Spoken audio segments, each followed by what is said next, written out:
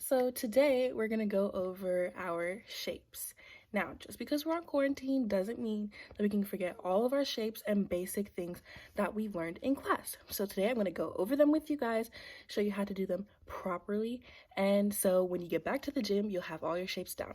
All right, let's get started. The shape that we're gonna go over is our very simple straight shape. Now, of course, you're gonna start with your feet together, heels together, and everything is straight. Now, your arms are above your head and they're squeezed on your ears as if you had something in between there. I like to say that we have money in between our ears. So we're gonna squeeze our ears and stretch up as tall as we can.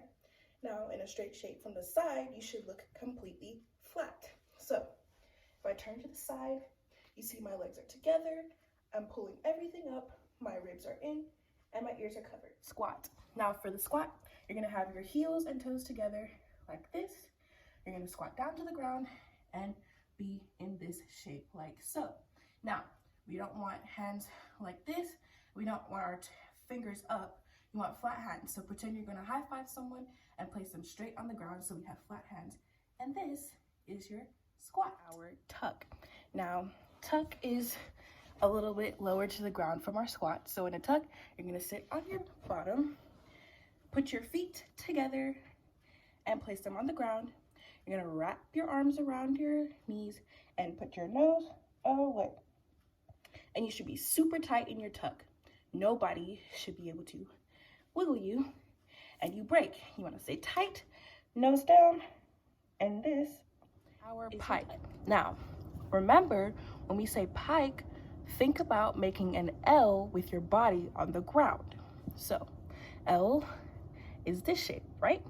So what you're gonna do, you're gonna sit on your bottom, put your feet together, legs together, heels together, and toes together, place them flat on the ground, and your arms are gonna be up on your ears, hold that money in, and push up. This is your pike. Now from the side, I'll show you how you look like an L. So, feet out, legs straight, and as you can see, I have formed an L with my body. Now, to stretch, we always can say close the pike. So, this is your open pike. If you lean down, keeping your back straight, lean down, close the pike. This stretches right here. This muscle is called your hamstring.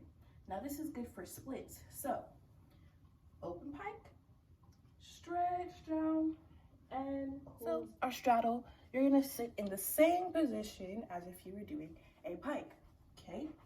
So on your butt, feet together.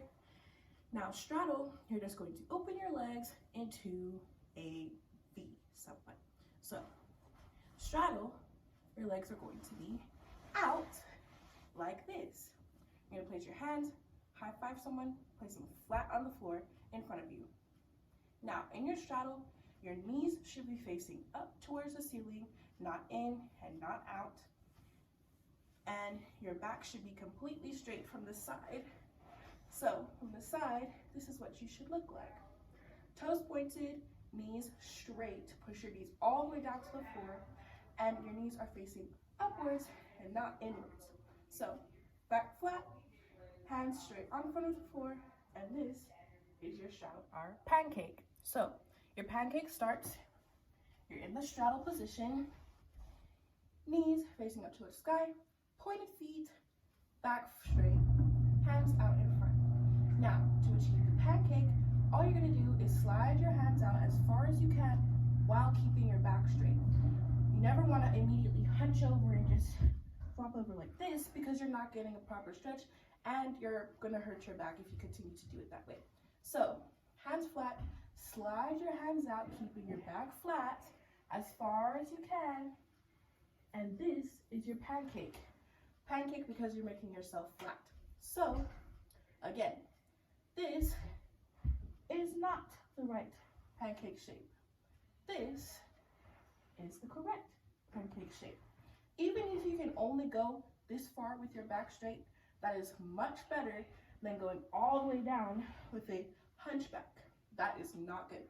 So, pancake again, straddle, hands out in front, slide down as far as you can with your back straight into a pancake. Now, when you're on vault and I say stick after you jumped off the target, or if you're jumping onto the resi mat, a stick is going to be our ending position. So let's say that we're jumping off of one of our green blocks at the gym, right? So you're gonna jump, swing your arms, jump, and stick. Now, your stick, your feet should be together, your heels should be together, and your arms should be out, horizontal, parallel to the floor. And parallel means it's on the same line. So the floor is flat like this, and my arms should be flat like this. So arms out, my bottom is under, my knees are slightly bent, and this is your stick. I'm gonna jump, stick. I do not move. That is your stick. Our present. So I always say stick, stretch, present, right? So after your stick, you're gonna stretch, find your straight position again, and our present. Now, present is not a big wide Y or a little V. You're just making a little V with your arms like this. Your fingers should be pretty, and your body should be straight. So it's basically a straight position with your arms in a Y instead of straight up. So this is present. We're going our stick, you stretch, and you press our lunge. Now your lunge is very important because the lunge is how you finish a lot of moves in gymnastics as well. You finish your cartwheels, your handstands, a lot of your tumbling with your lunge. Choose a leg to be forward. So I'm right-handed, so I'm going to put my right foot forward. So in a lunge, your right foot is forward. I'm going to place it a little bit in front of you, flat on the floor. Then you're going to bend your front knee, not your back knee. So I'm going to keep your back knee straight. My back leg is my left leg. So right leg forward, bend your right leg.